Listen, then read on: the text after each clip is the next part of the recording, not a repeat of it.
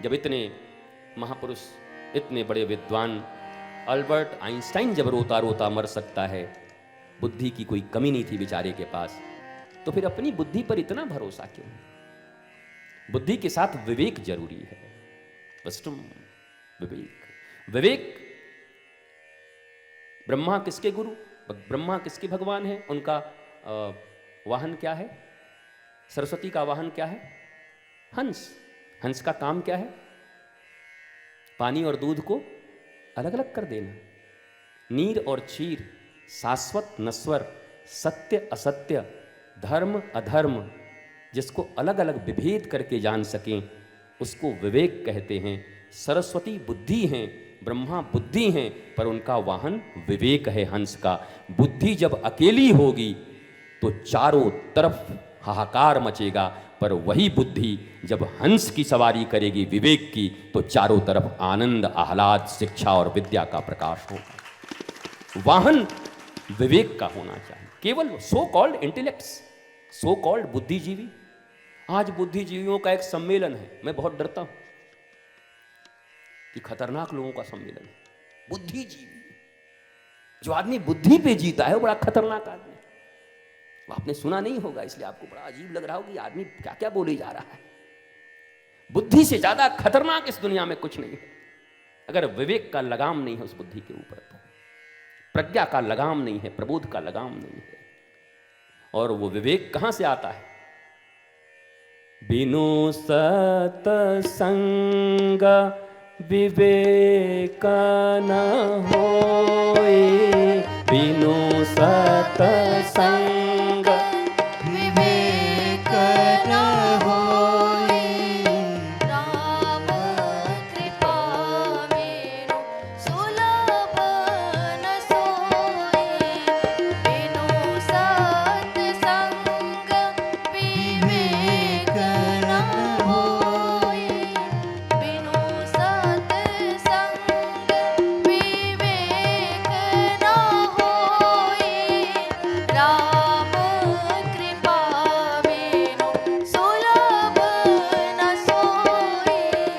बिनु सतसंग विवेक न होए, बिनु सत्संग विवेक न होए, राम कृपा मेरु सुलभ न सोए, बिनु सत्संग विवेक न होए, बिनु सत्संग विवेक न होए, राम कृपा मेरु सुलभ न सोए। ला ला ला ला ला ला ला ला ला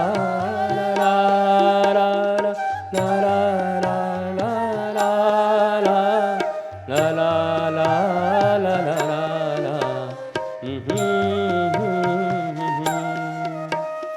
बिनु सत्संग विवेक न होई, राम कृपा बिन सुलभ न सोई। गुरु बिन ज्ञान कहाँ से पाऊं हरि।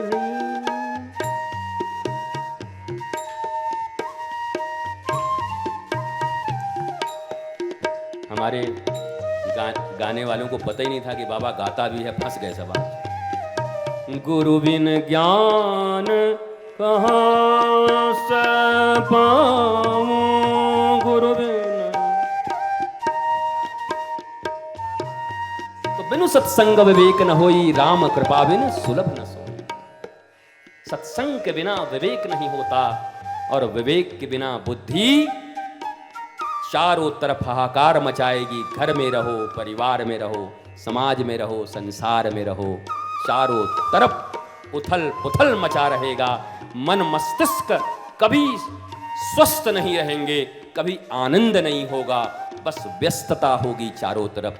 कुछ कुछ कुछ चाहिए ऐसा महसूस होगा, कुछ छूट रहा है, समथिंग इज मिसिंग। क्या करूं, कहां जाऊं, क्या हो रहा है, क्या हो रहा है, क्या चल रहा है। कुछ कुछ कुछ कुछ कमी रहेगी जिंदगी में। सीता शांति हैं, भक्ति हैं, पाना है तो देवी को, मां को पुत्र के रूप में, मां के रूप में पाने की चेष्टा करोगे तो गली गली में हनुमान जी की तरह पूजा होगी। और अगर भोग्या वस्तु के रूप में चाहोगे सीता और शांति को तो 1 लाख पूत 1.25 लाख नाती तारावण घर दिया न पाती। सीता ही चाहते हैं, पर किस भाव से चाहते हैं? भोग के लिए चाहते हैं या मां को चाहते हैं? मेरी मां है। और मां के पास जाते हैं हनुमान जी तो क्या नहीं मिल गया उनको? अजर अमर गुण सुत निधि हो। हे हनुमान जी अजर अमर हो जाओ, वरदान दे दिया माता ने। तो हनुमान जी भी कम चतुर हैं। माता जी ने कह दिया अष्ट सिद्धि नौ निधि के दाता, असबर दिन जानकी माता। हनुमान जी ने कहा मेन सामान तो रख ली और ऊपर ऊपर का हमको माल दे दिया आपने। और कहा क्या बात कर रहा है? बोला अष्ट सिद्धि नौ निधि के दाता, सिद्धि निधि रिद्धि विद्धि मेरी कुछ नहीं होगी इससे। बोला फिर? हनुमान जी कहते हैं क्या? माता जी एक बहुत बढ़िया चीज है आपके पास, वो दे दो। बोला क्या है इसके सिवा? अष्ट सिद्धि नौ निधि के दाता। मैं इतना दे रही हूं कि तुम दाता हो गए आज के बाद। जिसको चाहो सिद्धि दो, जिसको चाहो। और वास्तव में हनुमान जी की पूजा जो करते हैं उनको समस्त सिद्धियां उपलब्ध होती हैं, मेरा ऐसा विश्वास आज भी है। केवल जो हृदय से पूजा करते हैं हनुमान जी की उनको सिद्धियां प्राप्त होती हैं, मैं जानता हूं इस बात। हनुमत पूजा से सिद्धि मिलती। अष्ट सिद्धि नौ निधि के दाता। हनुमान जी ने कहा माता जी आपके पास एक और अमूल्य चीज है, वो दे दो क्या? राम रसायन तुम्हारे पासा और सदा रहूं रघुपति के दासा।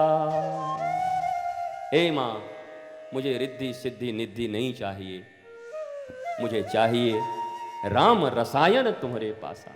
माता राम नाम का रसायन तुम्हारे पास है। रसायन उसको कहते हैं जिसका सेवन करने से रोग नहीं होता। औषधि उसको कहते हैं जो रोग होने के बाद सेवन किया जाता है। रोग हो गया तो औषधि मिलती है, रोग न हो इसके लिए रसायन मिलती है आयुर्वेद में। तो राम औषधि नहीं कहा, बोला राम रसायन तुम्हारे पासा। राम नाम का रसायन जिसको दे दिया सदगुरु हनुमान ने तो रोग उसके पास आना ही नहीं है। ये जितने भी व्याधि हैं, काम क्रोध मद मोह लोभ आदि व्याधि उपाधि समाधि सब दूर है। समाधि भी दूर रहेगी, हटाओ हमारा समाधि का। भक्ति करो, मौज में रहो। समाधि से उठ उठ के लोग आते हैं भक्ति करने के लिए। भक्ति के क्षेत्र में समाधि भी का मूल्य नहीं है। समाधि तोड़ तोड़ के ऋषि आते हैं हिमालय से। हमारे वृंदावन में जब महारास की लीला चलती है, अष्टयाम लीला चलती है, हिमालयों से अपने योग को तोड़ तोड़ के ऋषि देखने के लिए आते हैं वृंदावन की भूमि पर, जो आज तक कभी शहर नहीं गए। महारास की लीला देखने आते हैं। वो समाधि भी किस काम की जो श्री कृष्ण के रास लीला के लिए टूट न सके। वो समाधि किस काम की? समाधि लगाई तो इसलिए है कि किसी दिन राधिका और कृष्ण का दर्शन हो जाए, मौज हो जाए, आनंद हो जाए। इस दुनिया में कथा के लिए अगर कुछ छोड़ के आ रहे हो तब वास्तव में कथा का मूल्य दे रहे हो। और क्या खाली टाइम है तो चलो सुन लेते हैं, बुलाए हैं तो चलो आ जाते हैं, आओ चलो मिल लेते हैं, चलो निमंत्रण पूरा कर देते हैं। भैया ये निमंत्रण पूरा करने की जगह नहीं है। सॉरी टू से, ये बिल्कुल निमंत्रण पूरा करने की जगह नहीं। यहां निमंत्रण पूरा करने से कुछ नहीं मिलने वाला। ये प्रबोध का जगह है, जागरण का जगह है, पीने की जगह है, जीने की जगह है, इन सूत्रों में डूबने की जगह है। हनुमंत कथा, राम कथा, कृष्ण कथा में डूबने की जरूरत है, तैरने की जरूरत नहीं। तुम तो तैरने आए हो, ऊपर ऊपर तैर रहे हो, यहां वहां ये वो 3 5 8। तैरने से थोड़ी कुछ होता है। साहित्यिक भाषा में 2 प्रकार की सलीला होती है। एक सलीला को बोलते हैं दूरक कूलक प्लावनी धारा और एक होती है आत्मक कूलक प्लावनी धारा। साहित्य के जो विद्यार्थी हैं उनको आनंद आएगा, थोड़ा ले लो। दूरक कूलक प्लावनी धारा और एक का नाम है आत्मक कूलक प्लावनी धारा। दूरक कूलक प्लावनी धारा कौन है? गंगा, यमुना, नर्मदा, गोदावरी, गोमती, क्षिप्रा ताप्ती, इन नदियों में स्नान करने के लिए तुम्हें वहां तक जाना पड़ता है। गंगा जी जाना है तो तुम्हें जाना है, फिर काशी जाना है, संगम जाना है तो प्रयागराज जाना है, नर्मदा जी जाना है तो फिर तुम्हें जाना है अमरकंटक। तो इनको कहते दूरक कुलक प्लावनी धारा, ऐसी धारा जो तुमको शुद्ध कर देती, विशुद्ध कर देती, आनंदित कर देती, पर उसके लिए तुम्हें जाना पड़ता है। एक धारा है आत्मकूलक प्लावनी धारा। ये रामायण, ये गीता, ये महाभारत, ये हनुमान चालीसा, ये सुंदर कथाएं, पुराण की कथाएं, ये तुम्हारे आत्मा के करीब से बहती हैं और इनके लिए तुम्हें कहीं जाने की जरूरत नहीं होती। तुम लाख उपाय कर लो पर गंगा जी नहीं आने वाली रांची में। बरसों बरस लग जाएंगे। भारत सरकार और सारी सरकारों को अगर कुछ उपाय भी करें तो, जोड़े भी किसी नदी को तो, पर ये राम कथा की धारा, हनुमत कथा की धारा, जो आत्मा तक को, आत्मकूलक, आत्मा तक को कूल, शांत, आनंदित, मस्त, उससे परिचित करा सकती हैं, वो आत्मकूलक प्लावनी धारा वृंदावन की भूमि से चलकर उठकर यहां हटिया तक, रांची तक उपस्थित हो जाता है और तुम घरों से यहां तक नहीं आ पाते।